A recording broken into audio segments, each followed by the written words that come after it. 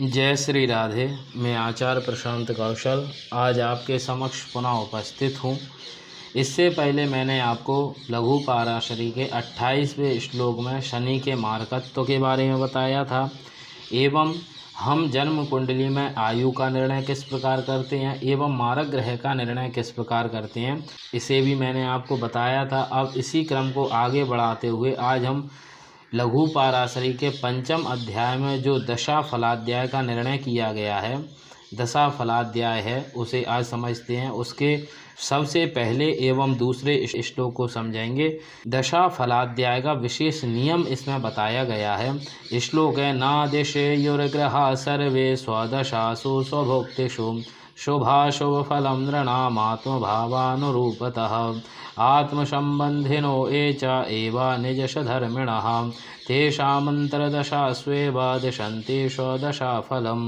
सभी ग्रह अपनी महादशा में जब अपनी अंतरदशा आती है तब अपना शुभ पाप या मारक फल नहीं देते। इस स्थिति में वे अपना सामान्य फल ही देते हैं। सबसे पहले इन्होंने बताया है कि कोई भी ग्रह हो भावेशत्व के आधार पर, चाहे वो पापी ग्रह हो, अष्टम भाव का स्वामी हो या सप्तम भाव का स्वामी मारक हो या फिर योग कारक ग्रह ही क्यों ना हो, जब उनकी महादशा आती है तो वह ग्रह अपनी महादशा में अपने योग फल को, योग कारक ग्रह, मारक ग्रह अपने मारक फल को एवं पापी ग्रह अपने पापी फल को नहीं देता। अपनी महादशा में पड़ने वाली अंतरदशा में वह ग्रह अपना फल ना दे करके केवल सामान्य फल ही देता है। दूसरा नियम, अपना फल उस ग्रह का शुभ अशुभ या मारक फल वे अपनी महादशा में अपने संबंधी ग्रह या अपने समान धर्म वाले शुभ एवं अशुभ एवं योग कारक की अंतरदशा में ही देते हैं। जैसे कोई ग्रह योग कारक है तो वह अपने योग फल को अपनी महादशा में जब उसके संबंधी वह ग्रह जिन ग्रहों से संबंध बना रहा है उनकी अंतरदशा में देगा, या फिर समान धर्म, जैसे वो योग कारक है तो दूसरा अन्य कोई योग कारक ग्रह होगा उसकी अंतरदशा आएगी जब वह योग फल देगा। इसी प्रकार मारक ग्रह अपनी महादशा में जब उसके संबंधी ग्रह की अंतरदशा आएगी जिनसे वो संबंध बना रहा है या फिर उसके समान धर्म वाले, जैसे सप्तम भाव की महादशा चल रही है और द्वितीय भाव के स्वामी की अंतरदशा आ जाए या फिर द्वादश भाव के स्वामी की अंतरदशा आ जाए तो वह अपने मारक फल को देगा। इस प्रकार इसे समझना चाहिए। यह बात भी बिल्कुल स्पष्ट है कि योग कारक ग्रह अपनी ही महादशा में अपना योग फल देगा और अशुभ ग्रह भी अपनी महादशा में अपना अशुभ फल दिखाई देगा और मारक ग्रह भी अपनी महादशा में ही अपना भीषण फल देगा। यह बात भी स्पष्ट है, लेकिन वो देगा कब? जब उसके संबंधी की अंतरदशा आ जाए या फिर उसके समान धर्म वाले की अंतरदशा आ जाए। अब इन्होंने इसे क्रम से स्पष्ट करते हुए हमें बताया है। अब हम समझते हैं। यह बात भी सत्य है, जिन ग्रहों की महादशा लंबी चलती हैं, जैसे गुरु की 16 वर्ष, शनि की 19 वर्ष, तो इतने लंबे समय में जैसे शनि मारक है तो 19 वर्ष तक तो वो अशुभ फल देगा नहीं। इसी प्रकार यदि किसी कुंडली में गुरु योग कारक है तो उसकी महादशा 16 वर्ष तक चलती है तो 16 वर्ष तक तो गुरु योग फल को देगा नहीं। तो अब हमें इस फल को किस प्रकार से निकाल के जातक को बताना चाहिए कि कब इसे योग फल की प्राप्ति होगी या फिर मारक ग्रह में कब इसे मारक फल की प्राप्ति होगी या फिर पापी ग्रह की महादशा में कब इसे पाप फल की प्राप्ति होगी। तो इसके लिए इन्होंने एक यहाँ पर सिद्धांत बताया है कि यदि आप जब किसी जन्म कुंडली का विवेचन कर रहे हैं तो उसके 4 वर्ग बना लें। सबसे पहले उन ग्रहों को रखें जो जन्म कुंडली में योग कारक हैं, फिर दूसरे वर्ग में उन ग्रहों को रखें जो भावेशत्व के आधार पर शुभ ग्रह हैं, तीसरे वर्ग में पापी ग्रहों को रखें जो भावेशत्व आदि के आधार पर पापी हैं एवं चौथे वर्ग में मारक ग्रहों को रखें। अब इस प्रकार ग्रहों का शुभ अशुभ मारक एवं योग कारक रूप में चतुर्विध वर्ग बना लेना चाहिए, यानी 4 वर्ग बना लेना चाहिए कि ये जन्म कुंडली में योग कारक ग्रह है, यह मारक ग्रह है, यह शुभ ग्रह है एवं यह पापी ग्रह है। इस प्रकार का 4 वर्ग बना लें। फिर उसके बाद में इन सभी ग्रहों का महादशेष से संबंध विचार करना होगा। अब जिसकी महादशा चल रही है, अब उस महादशा के स्वामी से इन चारों ग्रहों का संबंध देखें कि इनका किस प्रकार का संबंध है।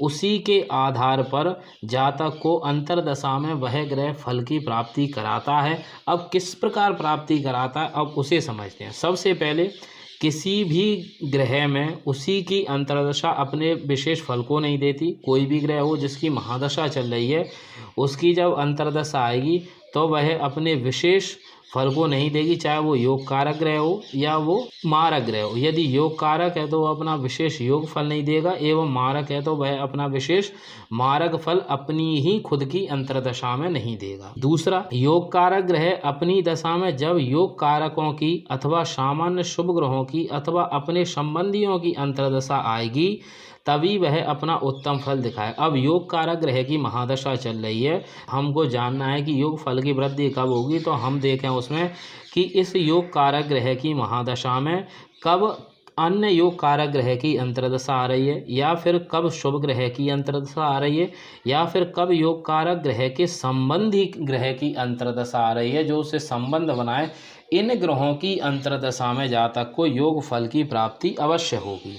इसी प्रकार तीसरे वाले को समझें। यदि मारक ग्रह की महादशा हो तो उसी ग्रह की अंतर्दशा मरण कारक नहीं होगी। यदि मारक ग्रह की महादशा चल रही है तो यदि उसी की जब अंतर्दशा आएगी, सबसे पहले अंतर्दशा उसी ग्रह की आती है जिसकी महादशा होती है।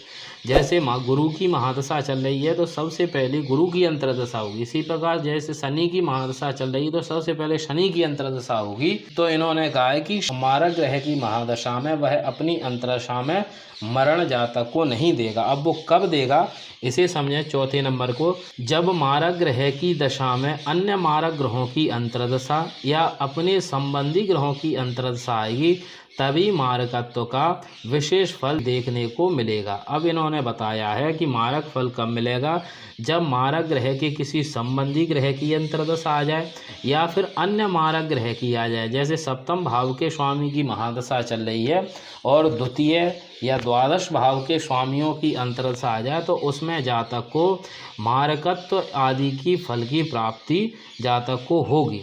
इसके बाद में कारक ग्रह में मारक ग्रह की अंतर्दशा सामान्यतया शुभ अशुभ मिश्रित फल देगी। जैसे योग कारक ग्रह की महादशा चल रही है और यदि उसमें मारक ग्रह की अंतर्दशा आ गई तो शुभ एवं अशुभ मिश्रित फल मिलेगा। इसी प्रकार मारक ग्रह की महादशा में कारक ग्रह की अंतर्दशा भी सामान्य मिश्रित फल देगी। इन सभी अंतर्दशाओं में भी जो ग्रह अधिक बड़ा संबंधी होगा या अधिक श्रेष्ठ मारक या कारक होगा, उसी की अंतर्दशा में महादशेश का उत्तम फल मिलेगा। जो इन्होंने बताया है ऊपर कि कोई भी ग्रह अपनी अंतर्दशा में फल नहीं देता, अपने संबंधी ग्रह की अंतर्दशा में या फिर अपने समान धर्म वाले ग्रह की अंतर्दशा में फल देता है।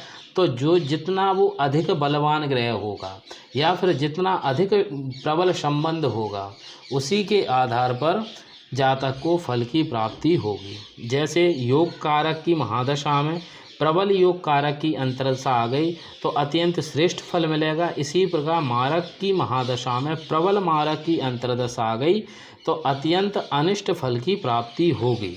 अब सातवें वाले को समझें। संबंध व साधर्म, ये दो तत्व ही अंतर्दशाओं के निर्धायक हैं।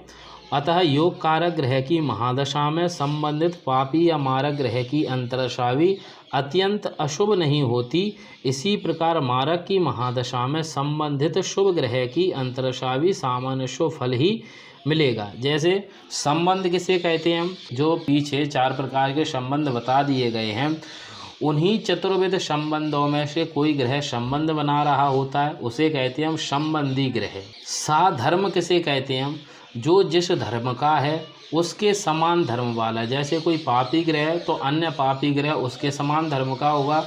मारक ग्रह है तो दूसरा मारक ग्रह उसके समान धर्म का होगा। कोई योग कारक ग्रह है तो दूसरा योग कारक ग्रह उसके समान धर्म का होगा। इन्हीं दो आधार पर जातक को फल की प्राप्ति होती है, संबंध के आधार पर एवं समान धर्म के आधार पर। अब इन्होंने बताया है कि यदि योग कारक ग्रह की महादशा में संबंधी पापी ग्रह की अंतर्दशा आ गई या फिर मारक ग्रह की अंतर्दशा आ गई तो वो अशुभ फल नहीं देगी। इसी प्रकार मारक ग्रह की महादशा में यदि किसी संबंधी शुभ ग्रह की या योग कारक ग्रह की अंतर्दशा आ गई तो वो सामान्य शुभ फल देगी। स्पष्ट बात यही है कि महादशेष का स्वाभाविक फल व अंतर्दशेष का स्वाभाविक फल जब समान होगा उस समय ही श्रेष्ठ फल मिलेगा।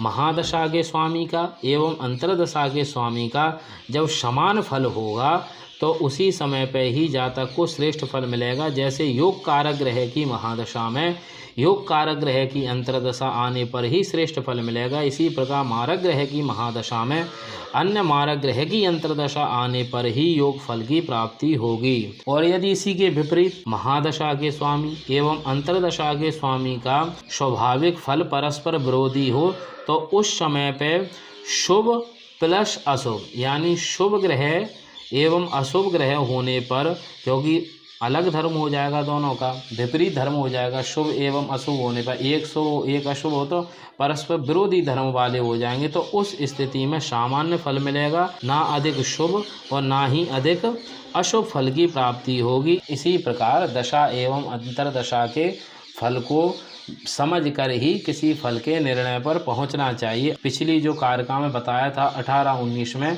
दो मारक ग्रहों की महादशाओं के बीच में यदि किसी शुभ ग्रह की महादशा पड़ती है या फिर दो अंतर्दशाओं के बीच में किसी शुभ ग्रह की अंतर्दशा पड़ती है तो वह भी अशुभ हो जाती है। इसी प्रकार दो योग कारक ग्रहों की महादशाओं के बीच में या अंतर्दशाओं के बीच में किसी पापी ग्रह की अंतर्दशा पड़ती है तो वो अशुभ ना होकर शुभ फल ही देती है, इसे भी हमें समझना चाहिए। अब इसके बाद में समग्रह की अंतर्दशा का फल का निर्णय हम किस प्रकार करते हैं उसे इन्होंने 31वें नंबर के श्लोक में बताया है, तो इसे मैं आपको आगामी वीडियो में समझाऊंगा कि हम समग्रह की अंतर्दशा का फल का निर्णय किस प्रकार से करते हैं। तो आज के लिए इतना ही। जय श्री राधे।